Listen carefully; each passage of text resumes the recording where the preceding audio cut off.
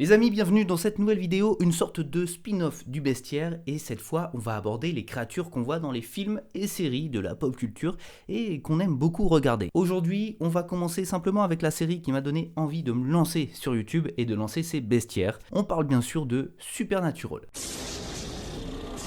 Pour cette série, il y a énormément de saisons, donc on va attaquer saison par saison. Il y aura une vidéo pour la saison 1, une vidéo pour la saison 2, une vidéo pour la saison 3, bref, vous avez capté l'idée. Est-ce qu'on fera les 15 saisons? Ça ne dépendra que de vous si vous vous abonnez, likez et commentez la vidéo et faites vivre la chaîne.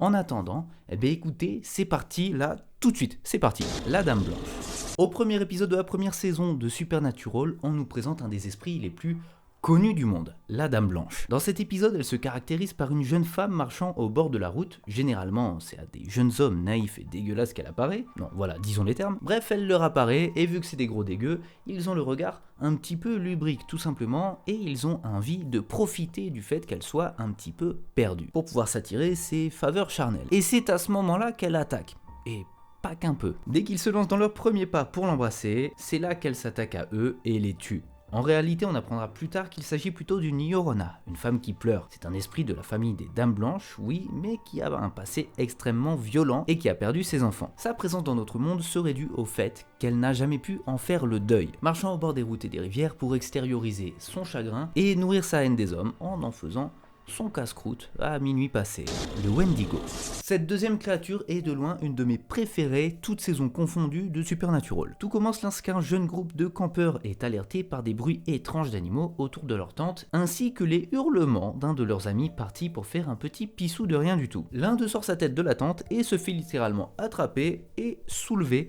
et bien sûr dévorer. Ils ont été attaqués par une des créatures les plus dangereuses qui soit, le Wendigo. Aussi grande que deux hommes, avec des bras extrêmement longs et pourvus de griffes à même de trancher n'importe quoi, mais surtout la chair humaine. On raconte qu'il s'agirait en réalité d'une malédiction amérindienne touchant les hommes qui se sont laissés tenter par le cannibalisme lors de périodes de famine extrême, étant ainsi transformés en véritables monstres au cœur aussi glacial que leur morale. Et d'ailleurs, il faut savoir que le Wendigo est une créature à laquelle énormément de monde réellement croit. Elle se représente dans les forêts du nord du Minnesota et des régions centrales du Canada. Il y a même une ville au Canada qui s'appelle Kenora et qui a acquis le titre de capitale du Wendigo. Et comme je vous l'ai dit, leur cœur est froid, et ce n'est pas une métaphore. Et c'est pourquoi une des seules manières de s'en débarrasser, c'est de l'arracher et d'y mettre littéralement feu. Ou alors, si vous avez la flemme, de mettre feu à son corps entier. Mais rien n'est moins sûr parce qu'elle risque de vous attaquer bien avant et surtout de vous découper en petites rondelles. Bloody Mary.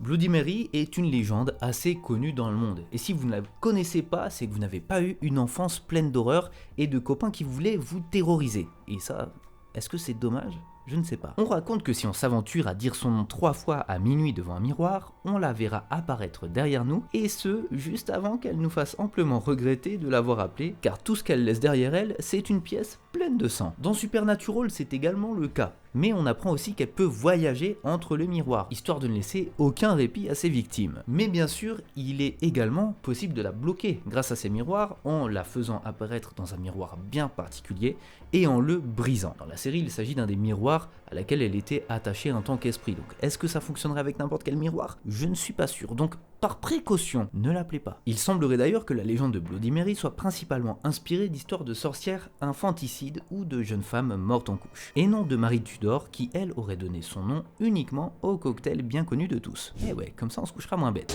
Le polymorphe. Le polymorphe ou le shapeshifter fait aussi partie de ces créatures auxquelles des personnes du monde réel croient très sérieusement. Très régulièrement sur TikTok ou YouTube, vous pourrez trouver des vidéos de la preuve de l'existence des shapeshifters au milieu d'autres vidéos de Bigfoot ou de Skinwalkers, ces fameuses créatures capables de changer d'apparence pour prendre celle d'un animal. Mais le polymorphe, quant à lui, ne se contente que de l'apparence des humains, ce qui est déjà bien assez, tout du moins dans Supernatural. Et pour ce faire, en général, il se charge d'abord de faire tout simplement disparaître sa victime, ou tout du moins de la caler dans un coin pour avoir le temps de faire sa mue. Et en parlant de sa mue, il faut avouer qu'elle est quand même relativement dégueulasse parce qu'il doit littéralement s'arracher la peau, la faire glisser pour qu'une nouvelle puisse prendre sa place, ses ongles, ses dents, ses cheveux, bref, même ses os à l'intérieur changent de forme.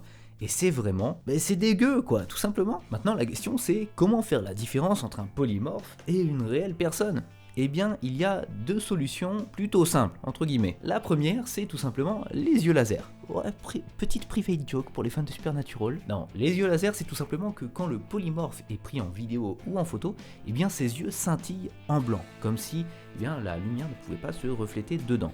Ou je ne sais plus l'explication, je suis pas scientifique, m'embêtez pas. La deuxième solution est un métal bien particulier et bien connu de tous les chasseurs de créatures, l'argent. Dès que l'argent touchera la peau du polymorphe, elle se mettra à brûler. C'est d'ailleurs aussi un des seuls moyens d'en venir à bout définitivement, si vous voyez ce que je veux dire. L'homme au crochet. La légende de l'homme au crochet est très connue aux États-Unis et c'est donc normal qu'elle ait été intégrée dans la première saison de Supernatural. Elle évoque un homme qui a un crochet à la place de la main et qui slash ses victimes par le ventre pour ensuite les suspendre par les pieds. L'homme au crochet agit dans les coins reculés, souvent lorsque les jeunes sont isolés dans une voiture tard le soir pour se faire des petits bisous. C'est cliché, mais écoutez, c'est comme ça. Les esprits, ils se la jouent old school. Dans Supernatural, l'homme au crochet, tout du moins son histoire, commence lorsqu'il s'attaque à un couple en train de batifoler tranquillement. La jeune fille s'en sortira, mais le jeune homme, quant à lui, eh bien, il subira le sort que je vous ai décrit juste avant. Le ventre, les pieds, tout ça. C'est ensuite avec les recherches des personnages principaux qu'on apprend qu'il s'agissait en fait d'un ancien pasteur qui était tout simplement serial killer. Il avait commis de nombreux meurtres et il avait perdu sa main qu'il avait remplacée par un crochet. Pour s'en débarrasser, comme n'importe quel esprit, il fallait brûler son corps avec du sel et surtout ne pas oublier le crochet et toute chose résiduelle de ce crochet, dont un pendentif qui avait été fondu et qui servait de collier à la jeune fille. Les divinités païennes. L'épouvantail qu'on voit dans l'épisode 11 de Supernatural vient d'une ancienne religion païenne. C'est une divinité nordique, un Vanir en anglais, dieu de la prospérité, fertilité et de la richesse. Ici dans l'épisode, la fertilité de la terre apporte de bonnes récoltes, rendant la ville riche par rapport à ses voisines. Cette créature protège toutes les personnes qui lui vouent un culte sans pareil. Et ce culte consiste tout simplement en un sacrifice annuel. Un homme et une femme. Alors évidemment, les personnes de ce culte ne veulent pas s'attaquer aux personnes de la communauté, ce serait méchant. Donc chaque année, elles font en sorte qu'un couple tombe en panne, pile à leur arrivée dans la ville, ils mettent la voiture au seul garagiste qui existe dans le coin, évidemment qui fait partie de la communauté, et les nourrissent très grassement, très copieusement, en ne leur faisant même pas payer. Bah oui, ils ont le cœur sur la main ici, tout du moins juste avant de les attacher et de les présenter au dieu, qui se fera un plaisir de les dévorer. Pour se débarrasser de cette créature, il faut attaquer sa source, l'arbre le plus vieux de la ville et généralement la plus belle cible, tout simplement parce que c'est le plus chargé en magie. Évidemment, on n'oubliera pas de mettre un petit peu de sel comme d'habitude, mais le principal c'est de brûler tout de cet arbre, y compris les racines. Alors faites un méga stock de sel parce qu'il y en aura encore besoin pour les prochaines créatures. La faucheuse. La mort est très souvent imaginée en tant que figure anthropomorphe, qui possède donc des caractéristiques physiques ou comportementales humaines. Dans le folklore occidental et au Moyen-Âge, la mort est souvent imagée comme un squelette avec une faux et avec une sorte de capuchon noir et une cape. Et bien dans Supernatural c'est différent, il s'agit plutôt d'un ange qui a décidé de vouer à son existence à la mort, tout en ne prenant parti ni pour le paradis ni pour l'enfer, en restant complètement neutre, afin d'assurer le cycle naturel des choses, en emportant les gens qui doivent être emportés sans distinction de si elles doivent aller au paradis ou en enfer. Et bien sûr, dans cette série, il en existe plusieurs. Bah oui, parce que t'imagines, une seule personne qui fait ce job sur le monde entier, c'est un peu compliqué. Donc effectivement, il existe plusieurs faucheuses qui ont chacune des districts bien précis. Bref, elles viennent cueillir les âmes des personnes qui doivent partir, ni plus, ni moins. Et la première qu'on croise dans la série est malheureusement sous l'emprise d'une personne qui arrive à la contrôler grâce à un ancien rituel. Ce rituel permet en gros de contrôler le pouvoir de la mort et la dame qui la contrôle donne ce pouvoir à son mari afin qu'il accomplisse certains miracles et soigne des personnes de sa communauté, rendant des personnes aveugles capables de voir, des personnes en fauteuil capables de marcher. Mais évidemment tout ça a un prix. Si tu fais un miracle, tu dois sacrifier quelqu'un. Jusqu'au jour où les deux frères arrivent dans la ville et sont victimes de ce maléfice, et même de la faucheuse en elle-même. Ils arrivent finalement à détruire le pendentif qui servait à garder la faucheuse sous l'emprise de la dame, et bien sûr, la faucheuse n'est pas contente, et elle se retourne contre cette même dame. Donc si jamais vous aviez l'idée de contrôler des pouvoirs qui sont bien plus grands que vous, ne le faites pas. Tout simplement, ça se retournera toujours contre vous. Les Daeva.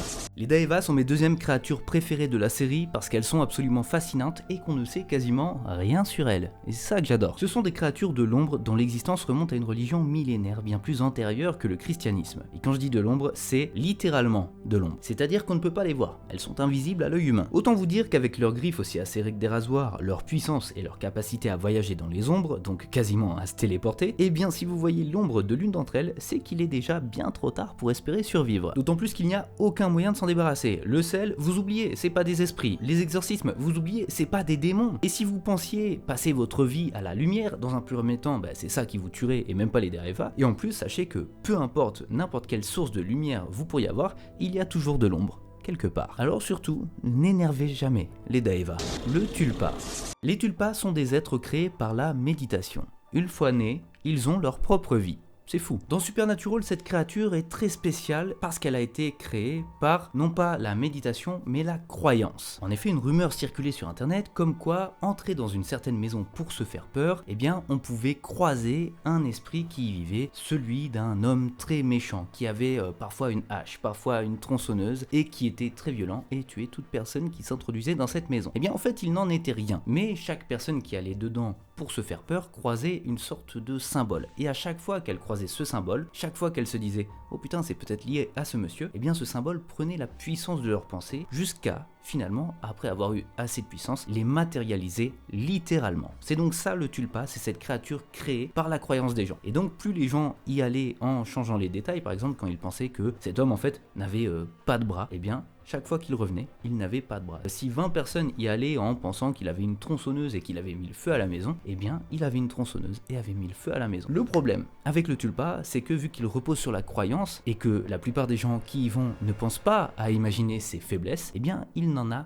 quasi aucune. Le seul moyen de s'en débarrasser dans cet épisode, tout du moins, c'est de mettre le feu à la maison, de briser le symbole, même si ça ne change pas grand chose, et surtout de noyer le tulpa sous les décombres pour que jamais personne n'alimente ce symbole. Il y a quasi toute une religion autour des tulpas, et ça on en parlera peut-être plus tôt dans un épisode du Bestiaire qui s'orientera plutôt sur le Moyen-Orient. Bref, on passe à la suite.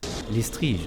Les striges sont de vieilles sorcières qui ont déjà plusieurs centaines d'années et qui se nourrissent principalement d'énergie vitale. Elles existent depuis très longtemps et s'attaquent à toutes sortes de proies, mais préfèrent bien sûr les enfants. Lorsqu'elles ne chassent pas, elles ont une apparence humaine et par conséquent il est très difficile de les reconnaître. Toutes les personnes qu'elles touchent tombent malades car elles n'ont plus leur essence vitale. Heureusement, dès qu'on tue une strige, toutes les personnes récupèrent leur essence vitale et donc ne sont plus malades. Dans l'épisode de Supernatural, eh bien tous les enfants tombent malades de pneumonie et périssent les uns les autres. Alors les parents pensent qu'il s'agit de fermer les fenêtres, etc. Bien sûr que non, il s'agit d'une créature et son apparence, comme vous le voyez, est quand même relativement terrifiante. Une de mes premières vidéos de la chaîne d'ailleurs porte sur les striges. Alors attention, la qualité est quand même relativement dégueulasse et si ça peut vous intéresser, j'essaierai bien un jour de faire un remake de cette vidéo, donc dites-le moi en commentaire si ça peut vous intéresser et on verra ça ensemble. Pour en revenir à notre créature du jour, il faut savoir qu'après avoir évacué le sang d'une victime, la strige s'en va généralement dans les bois pour la régurgiter. Dans le folklore, si une pièce en argent était imbibée de ce sang régurgité et enveloppée dans un tissu, elle devenait une amulette offrant la protection permanente contre n'importe quelle strige.